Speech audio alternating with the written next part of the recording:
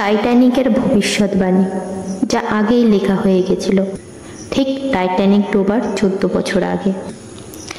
তুমি কি জানো, টাইটানিক ডোবার 14 বছর আগে একটি বই লেখা হয়েছিল, যেখানে এক বিশাল জাহাজ বরফের সাথে ধাক্কা খেয়ে ডুবে যায়, আর সেই জাহাজের নাম ছিল টাইটান। 1898 সালে মার্কিন লেখক মর্গান রবার্টসন লেখেন একটি উপন্যাস, নাম তার fertility or the rake of Titan. এই কল্পকাহিনীতে টাইটান নামের এক বিশাল বিলাসবহুল জাহাজের কথা বলা হয়, যেটা ছিল ডুবে না যাওয়ার মতো শক্তিশালী।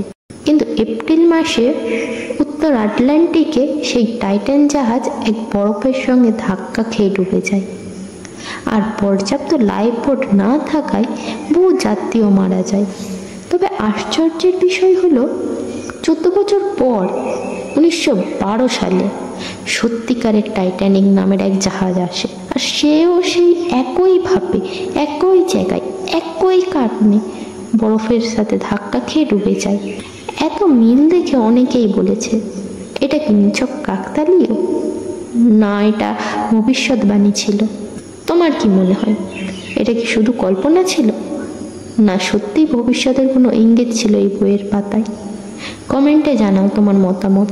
আর এমন আরও রহস্যময় ইতিহাস পেতে ভিডিওটি শেয়ার করে ফলো করো এখন।